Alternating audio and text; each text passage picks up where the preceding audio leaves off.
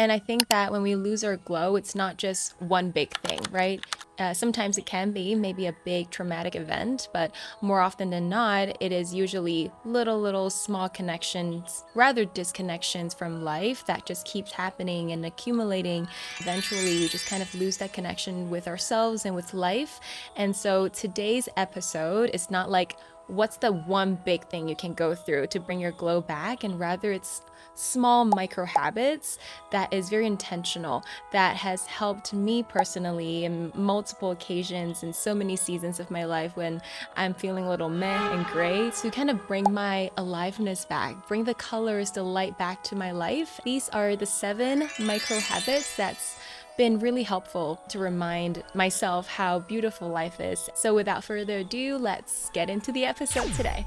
Hello, if you're new here, my name is Casey. I'm an emotional alchemy guide all about helping you connect with your inner space again, your inner voice, and your emotional wisdom. I believe that when we know how to decode and understand the language that is our emotions, we can use it to be our guiding compass to all things healing and growth related so that we can become better and better version of ourselves. If you don't want to miss out on these weekly videos, make sure you're subscribed to this channel. And if you resonate with the message, make sure you like or give a comment or even slide into my DM. All the information is below. My God. So the first tip I have for you to connect with your inner glow again is to simply be bored again. In other words, stop being constantly stimulated. I know that in modern society, it's kind of like the way of living, right? Either we're always checking our phone or there's something playing in the background. Perhaps the first thing you do when you have a moment of free time after work, say you're showering or doing your dishes or something like that, is to put on a podcast, play music. And sure, sometimes, especially music and frequency music, things like that, can help us to wind down. But more often than not, it is just our unconscious need to be constantly stimulated, because I feel like collectively we've kind of lost our tolerance for stillness, so every little gap we have, we make sure to fill it with something, right? And maybe you hear this and you're like, no, but I use my, say, like when I'm commuting to work or back home, as time to listen to a podcast to learn something, right? Or to listen to people's reflection, and it's all healing and growth related and it's helping me. Sure, I'm not denying that there's that possibility, but even that need to be constantly learning something, constantly having an input, it's like we need every moment of our life to be productive. If not, there's something wrong with us, like we're wasting time. I'm not here to argue with you whether that's right or wrong, but what I do notice is that with constant stimulation in our life, it kind of numbs our ability to attune to the subtlety of life. I don't know why. I always have this image when I think about someone who's just really connected to life and aliveness and the colors of living. It's someone who is easily delighted by the simple joys in life. I think about a kid or a very light-hearted feminine who would just be walking in her garden and maybe see the most beautiful flower and be completely in awe, or kids who are just watching the clouds and be like, oh my gosh, that's a shape of a dragon or whatever, and then that brings so much joy to their heart. These are all examples of people who are aware of the subtlety of life. And so if you think about it, if you're constantly having stimulation of TV shows, of podcasts, of information, like overload, you lose that connection to the small things of life. And it takes a lot of spaciousness in our nervous system to be able to connect with them. I also find people who have that ability to notice the subtle beauties of life so incredibly magnetic. I think it's because it signals to me that there's a lot of space in their nervous system to breathe, to be present, that they're not necessarily rushing from one big high to another big high or one appointment to another appointment. They really have the ability to be with themselves and be with life and maybe be with me when, say, we're in a conversation. For example, right now you might notice that my background is a little different from where I usually record these videos. It's because I'm currently in Bali. I just can't stop smiling because, okay, a little like sidetrack story time is 3 years ago, I was living here in Bali. And when I kind of first got here, this exact village, like this exact place where I'm at right now, was the first place that I stayed in for a couple of months, and it's really isolated. I'm the only tourist in this village, and I'm so grateful that the villagers have welcomed me, even though almost none of them speak English. But we always connect with a smile, which is also one of the hacks, one of the tips that I'll get into in a moment to grow your inner glow. Yeah, we'll always connect with like eye contact and smile and generosity. And so this village that is a little bit north of Ubud, if you're familiar with Bali, yeah, it's such a cool place. I don't know if the mic can pick up on all the subtle sounds of birds and insects and the wind, but there's so much aliveness going on right now that even just being in my room, I'm training my nervous system again to just notice the subtlety of life. And I noticed that, like the example that I gave you, I feel so much spaciousness in my nervous system. I notice myself moving slower and be more easily delighted by the littlest, tiniest of things, like cats playing or kids flying kites, and I'm just watching them. Whereas, say, when I was living in Hong Kong, sometimes I do also fall into the trap of constant stimulation. I love podcasts. I love learning. So all the examples that I name whenever I share these videos, it's coming from personal experience. It's not coming from a judgment to you. Like I know that we all do that sometimes. So yeah, okay, that was a little sidetrack story. And the second tip I have for you is to get outside. Be in contact and connection with nature because nature is a master energy kind of neutralizer. There's a lot of science behind it, which I won't get into because that's not my expertise. There's a lot of ancient wisdom as well. So I love one thing I love to do. One thing I love to do is One thing I love to do is earthing, which is basically being in contact with nature, say barefoot on the ground or maybe hands on the trees. One benefit of earthing is that, especially if we are always with technologies and electronics devices, say laptop phones, or just being in a city where there's like 5G and this and that, so much happening, there's a lot of positive ions that runs in the body. And I know, contrary to its name, it's actually not positive. It's actually a negative for us because we don't want that. But when we do earth, say do earthing, grounding, coming in contact with Mama Earth, Mama Nature, it neutralizes it so that it discharges the positive ions and replace it with the negative ions.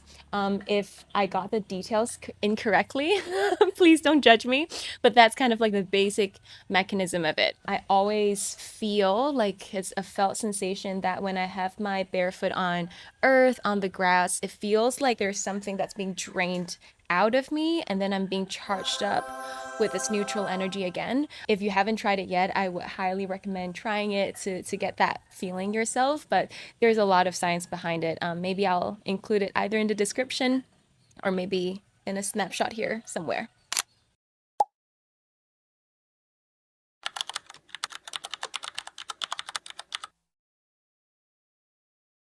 Another reason being outdoors help you find that connect with that inner glow again is because the sun, especially when it's still daytime outside, with the sun energy, sun is actually a beautiful yang energy in Taoist tradition.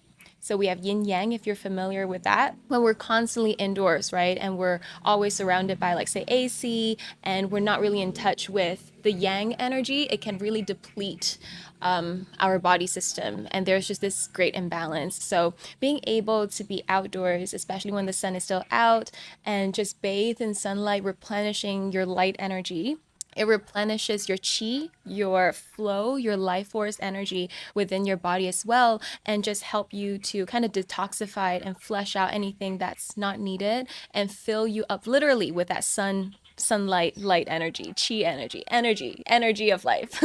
So, of course, I have the privilege of literally being surrounded by nature right now, but you don't always need a forest to be able to do this. Even a little plant in your home. I know a lot of people did this during the pandemic when we weren't able to kind of go out, or if you have time to take a walk just near trees, being in the environment where there's a little bit of nature. It could be waters as well. If the earth in that way is not your element, it could be water, it could be the wind. And if you really really, for whatever reason, can't get outside as much, visualization I find is also a great way to do some sort of energy cleansing. But of course, if you can, get outdoors. This is your master energy neutralizer. And the third point would be to nourish your body intentionally, to use food as medicine and knowing that food, whatever you ingest, has a vibration.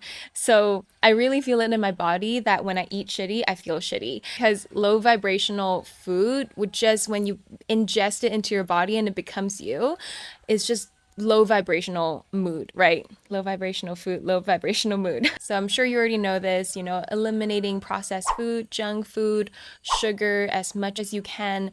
So I won't go into details on all that, but I do want to share that recently I've been really, really, really into managing my blood sugar level, like glucose level, fasting occasionally. So not a big fast yet. I do want to do that at some point, but right now even doing just 2 meals a day. So I normally eat around 10 a.m. for breakfast and then 4 p.m. for dinner. So 2 meals, and in between meals, I try my best not to snack, or if I have to, I make my own food so I know what goes into it. Even just not snacking as much, it actually controls kind of like the blood sugar spike, and the less spike we have is actually better for our body, our digestion, as well as just our energy level. So I really do that for not just aesthetics purposes, although I did lose a couple of pounds as well, but the intention was just to manage my energy level, because I noticed before, when I was eating 3 meals a day, a lot of carbs and snacks, I was constantly snacking because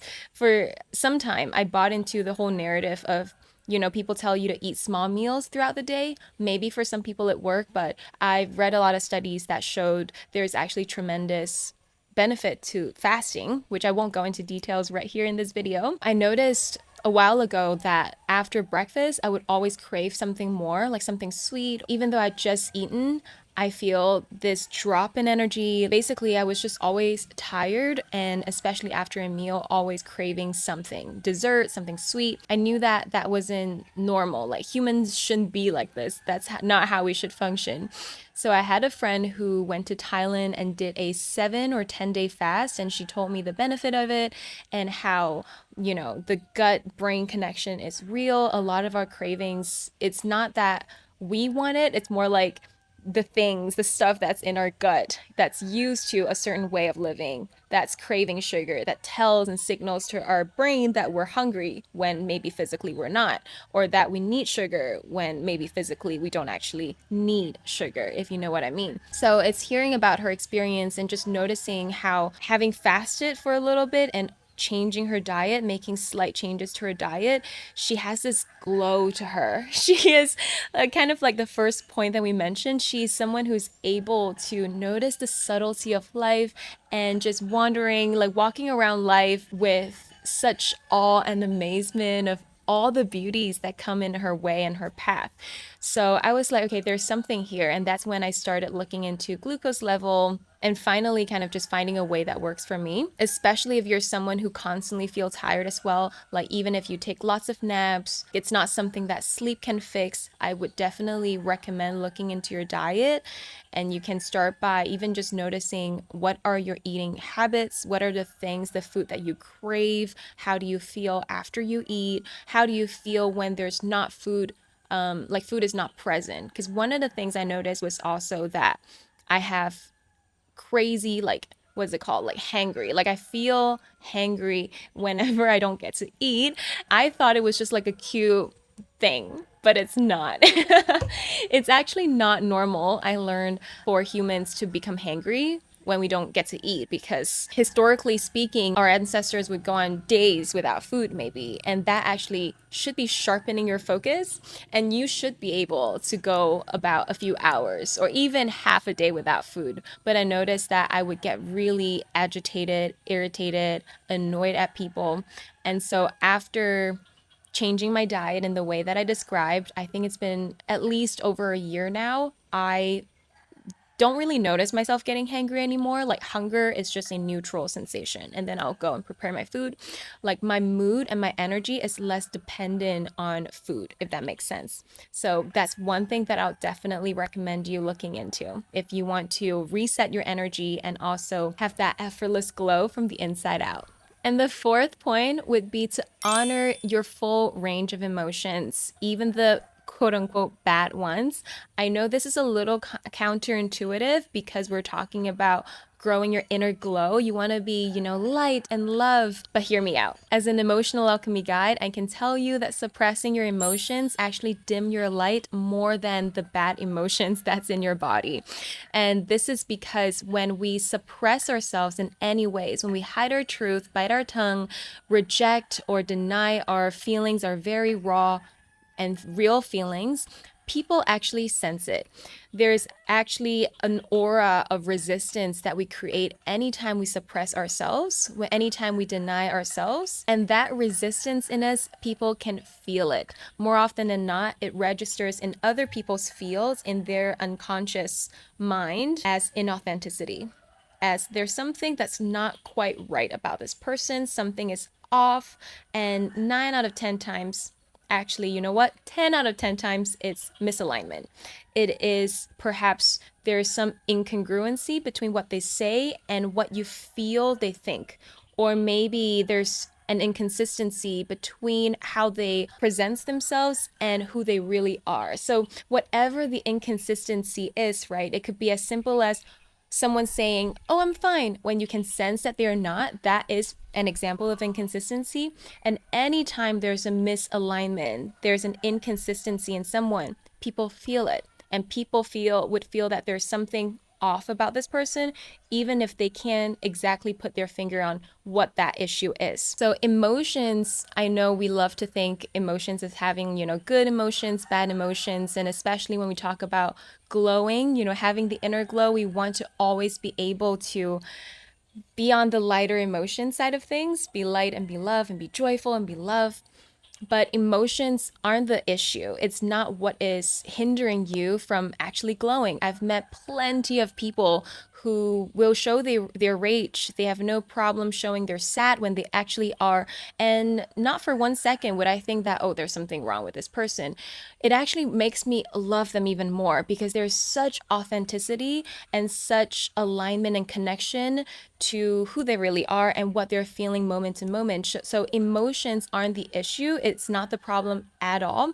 It is our attitude, our connection to it, and also what we do with those emotions. Coming back to this point, honoring your full range of emotion is simply being present with every moment. If you're genuinely happy and you want to express it, perfect. If there's something that is bothering you, speaking out, reflecting, sharing with someone, expressing that emotion, and the connection with whatever you are feeling moment to moment is what makes you an authentic person, what makes you magnetic in other people's eyes, maybe even admirable, to have that level of connection with yourself. And practically speaking, I would really recommend you scheduling an emotional hygiene time for yourself. So that is simply a time when you can get in touch with your emotions, and so many things happen every day, right? The good things, the bad things, someone said something that triggered you, someone said something that made you really happy, whatever that is. I feel it's really important to have a designated time for you to connect with, okay, what happened today? And if there's anything that needs clearing, this will be the time when you kind of like you're brushing your teeth, physical, personal hygiene. You have that emotional hygiene time every day. If you're like, what is emotional hygiene? Perhaps I'll make another video on it. But for now, I have recorded 3 bundles that are self-paced at home practices. And one of the bundles is actually an everyday kind of energy reset that includes meditation, also my favorite practice tools such as EFT tapping, breath play, and those practices are all great for, being part of your emotional hygiene practice. If you're interested, if you're like, I want to start, but I don't know where to start, I'll link that in the description box below.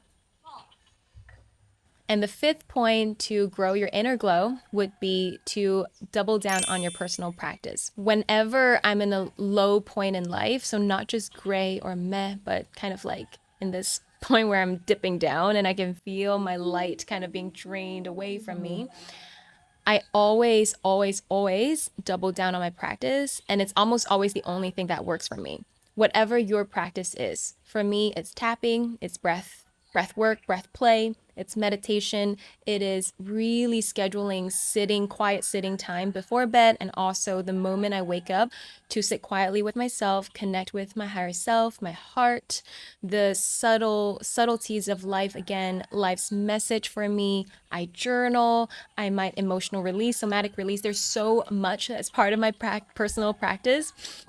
And this is really helpful because whenever we feel like, life is meh, usually it signals to me that there's something that's like kind of clogged in your life. Maybe there's an emotional truth that we haven't really accepted or faced. Maybe there's something that isn't working in our life that we haven't really looked at yet. So there might be something that needs our attention. And if we do not pause, do not come back to our inner connection and simply go on about life, maybe packing in more work, more social time, more appointments, thing after thing after thing, hoping that more means better. Like if I'm always connecting with someone, if I'm always doing something, then I'll feel better.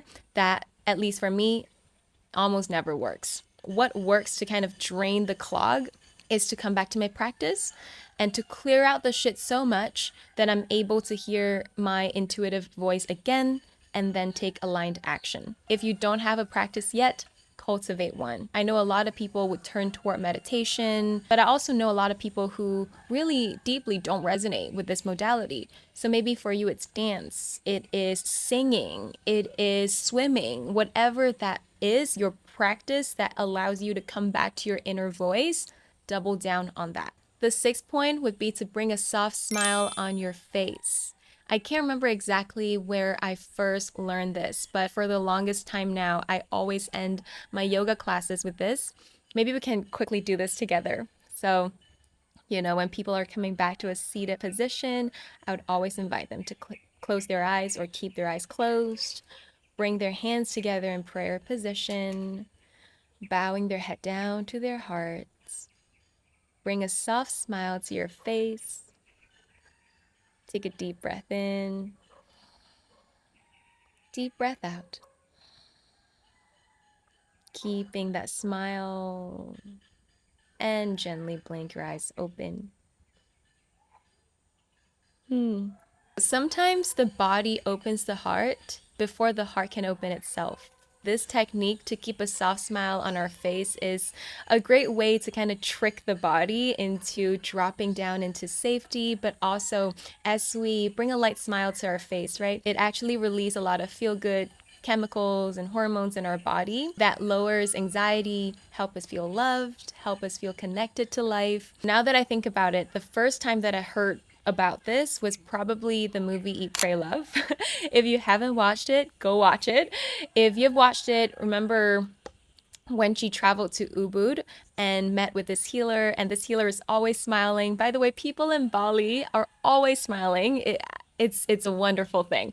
Okay, just talking about it makes me so happy. But yeah, this healer told her to practice meditating, but meditating with a smile, smiling in the face and then drawing that smile to her organs, to her liver, smiling into the liver. And this is actually also a Taoist practice, which is called the inner smile, where essentially we soften into our face and we breathe into our heart. One of my teachers loved to ask us to, of course, starting with the soft smile on the face, but also widening that smile so that it's almost like the whole body is smiling, and being in that state, being in that space where we're surrounded by this light smile, sitting in meditation for a couple of minutes, it really, really changes your whole energy. The wonderful thing about this is that it's not something that you can only do in meditation.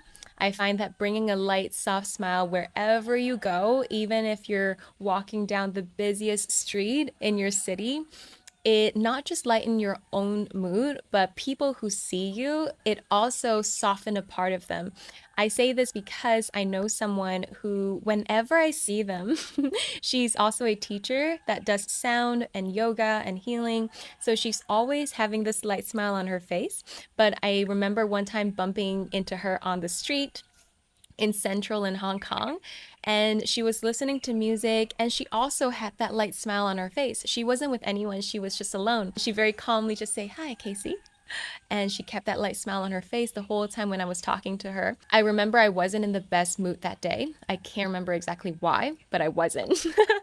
But receiving her light smile made me slow down. It made me soften as well. This is why I say it not just benefit yourself, but it also brings into this frequency around you that helps soften other people's hearts as well the moment they enter your field. Okay, and the last point would be to watch your attitude.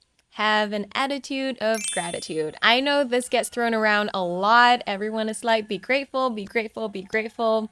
But perhaps there's a reason why it's such a popular saying. First, I want to remind you here that keeping a grateful attitude is not toxic positivity. I do not want you to, even if you're genuinely feeling upset or you're genuinely feeling other ways that it's not gratitude, to force yourself into gratitude, because you can't force something that's not real into becoming something that is real. We first have to acknowledge what is true. This is not about toxic positivity. It is simply becoming aware of which lens we're choosing to look through life with. Was that grammatically correct? I have a friend, Chloe. She told me every time she finishes with a product, with something that needs to go into the trash, right? Before just simply tossing it into the trash, she always pause and spend a moment to thank this thing. Maybe it's a facial product, maybe it's food or whatever that is, to thank this thing for coming into her life, for adding values, for serving her in the way that this product has served her. And then she would trash it. When she told me about this habit of hers, I was like, that makes so much sense, that even being grateful for little things like that would attract more good things, because I believe energy is energy. And I think that even things like a cup or a mic, they have an energy to them. So if we apply that logic to Chloe's story, if we give so much gratitude to all the things that served us before we even bid farewell with them, it kind of signals and send this message to the universe that we have this positive aura and that more good things would naturally make their way into our life, because it's like, who doesn't want to be around someone who is positive, someone who would appreciate your work, right? In a company, if say there's a manager who always appreciates her staff for what they're doing versus a manager who is always belittling, who never shows appreciation. Given the choice of working between two managers, like, who would you choose, right? Of course, you want to go with the person who you know would appreciate your work, who you know has like created a positive working environment. So I believe that it's the same thing with the little things in life.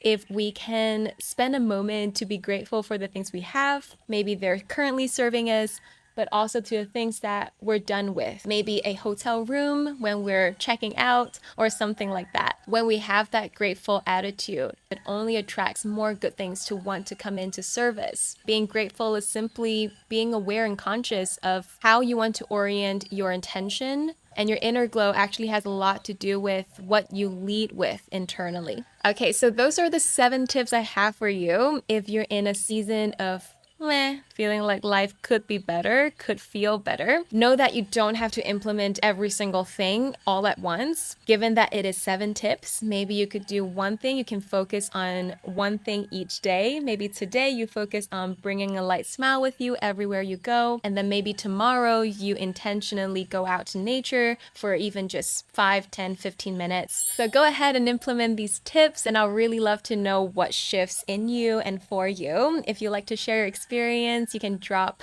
a comment below, and also slide into my DM on Instagram if you feel like dropping a more personal notes. All the information is in the description box below, and I will see you next week.